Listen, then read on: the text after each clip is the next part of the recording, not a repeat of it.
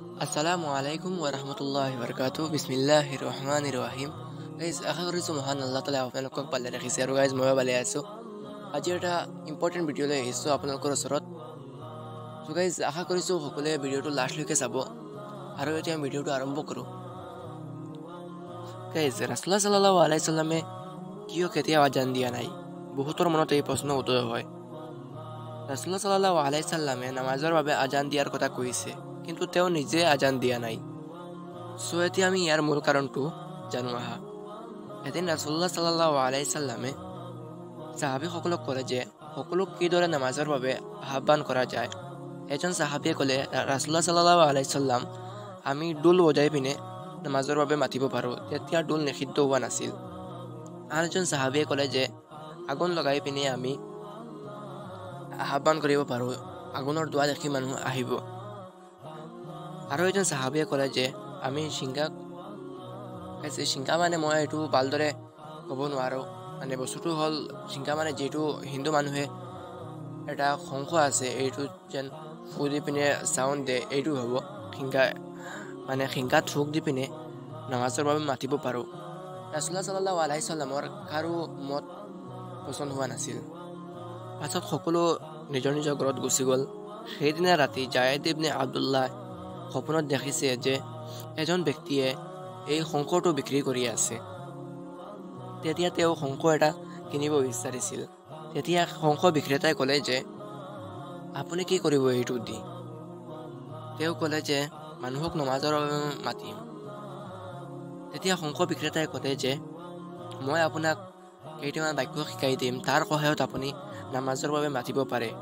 তেতিয়া তেওঁ আজানৰ বাক্যবোৰ ক'লে, আল্লাহু আকবাৰ, আল্লাহু আকবাৰ। তাৰ পাছত মানুহজন গুচি গ'ল। জায়েদ ইবনে আব্দুল্লাহ এই কথা ৰাছুলুল্লাহ সাল্লাল্লাহু আলাইহি সাল্লামক ক'লে। ৰাছুলুল্লাহ সাল্লাল্লাহু আলাইহি সাল্লামে এই বিষয়ে শুনি পিনে ক'লে যে বিলালক মাতি আনা আৰু বিলালক এই বাক্যৰ সহায়ত সকলোক নামাজৰ বাবে আহ্বান কৰিবলৈ কোৱা। হযৰত বিলাল ৰাদিয়াল্লাহু তাআলা আনহুৱে যেতিয়া আল্লাহু আকবাৰ কৈ আজান দিছিল, এনেকুৱা লাগিছিল যে আকাশৰ পৰা সুৰ ধ্বনিত হৈছিল। তেতিয়া উমৰ ৰাদিয়াল্লাহু তাআলা আনহু দৌৰি আহি পিনে এই বাক্যৰ কথা ক'লে যে মই যোৱাকালি ৰাতি সপোনত দেখিছোঁ। মানে তেওঁ লগাই পিনে আৰু 14জন সাহাবীয়ে দেখিছিল। আল্লাহৰ ৰাছুলে কৈছিল যে যোৱাকালি যিজন মানুহে শংখ বিক্ৰী কৰিছিল তেওঁ অন্য কোনো নহয়, তেওঁ হযৰত জিব্ৰাইল আলাইহিছ সালাম আছিল।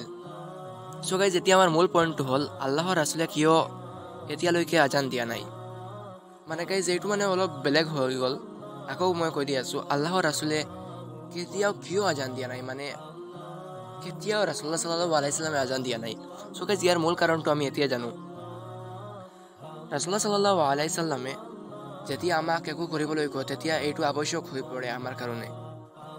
ৰাছুলুল্লাহ সাল্লাল্লাহু আলাইহি সাল্লামে যদি কেতিয়াবা আজান দিলেহেঁতেন, তেতিয়া তেওঁ সেই ঠাইত হাইয়া আলাছ সালাহ অৰ্থাৎ নামাজত আহা। তেতিয়া যদি কোনোবা আজান শুনি পিনে মছজিদত নগৈ ঘৰত নামাজ আদায় কৰিলেহেঁতেন, তেতিয়া তেওঁ কবিৰা গুনাহত লিপ্ত হ'ব। আৰু আজানত কোৱা হয় আশহাদু আন্না মুহাম্মাদুৰ ৰাছুলুল্লাহ, অৰ্থাৎ মই সাক্ষী দিছোঁ যে মুহাম্মদ সাল্লাল্লাহু আলাইহি সাল্লাম আল্লাহৰ ৰাছুল। এই ক্ষেত্ৰত তেওঁ নিজে নিজক কেনেকৈ সাক্ষী দিব? ৰাছুলুল্লাহ সাল্লাল্লাহু আলাইহি সাল্লামে নিজৰ উম্মতৰ কথা চিন্তা কৰি আজান দিয়া নাই। কোনো মুহাদ্দিছে কৈছে যে ৰাছুলুল্লাহ সাল্লাল্লাহু আলাইহি সাল্লামে কৈছিল ইমাম হ'ল দায়িত্ব গ্ৰহণকাৰী আৰু মুআজ্জিন হ'ল সংৰক্ষক। এই হাদিছৰ দ্বাৰা বুজা গৈছে যে ইমাম আৰু মুআজ্জিনৰ দায়িত্ব বেলেগ বেলেগ। যিহেতু ৰাছুলুল্লাহ সাল্লাল্লাহু আলাইহি সাল্লামে ইমামতি কৰিছিল, সেইবাবে আজান দিয়া নাই। আৰু ইমামতিৰ দায়িত্ব মুছলিম উম্মতৰ অভিভাৱক হিচাপে ৰাছুলুল্লাহ সাল্লাল্লাহু আলাইহি সাল্লামৰ ওপৰত নিৰ্ধাৰিত আছিল। চ' গাইজ আশা কৰিছোঁ সকলোৱে বুজি পাইছে এই টপিকটো। মই যিমান পাৰোঁ সিমান আপোনালোকক সহজভাৱে বুজাবলৈ চেষ্টা কৰোঁ। আৰু গাইজ এই ভিডিঅ'টো বনাওঁতে বহুত কষ্ট হৈছে। আশা কৰিছোঁ সকলোৱে যাওঁতে পিনে ছাবস্ক্ৰাইব, লাইক, শ্বেয়াৰ কৰি যাব। আৰু নেক্সট ভিডিঅ' কি লৈ আহিম বা কিবা ভুল ত্ৰুটি হ'লে আপোনালোকে কমেণ্টত জনাব, আশা কৰিছোঁ। আৰু গাইজ ইমান সময় চোৱাৰ কাৰণে অশেষ ধন্যবাদ গাইজ, থেংক ইউ ছ' মাছ। মানে ক'ব নোৱাৰোঁ আপোনালোকক ইমান ধন্যবাদ। ইমান সময় মোৰ নিচিনা এজন সৰু মানুহৰ আপোনালোকে ভিডিঅ' চালে। চ' গাইজ আজিলৈ ইয়ালৈ থাকক, ভালে থাকিব, সুস্থ থাকিব, আল্লাহ হাফিজ।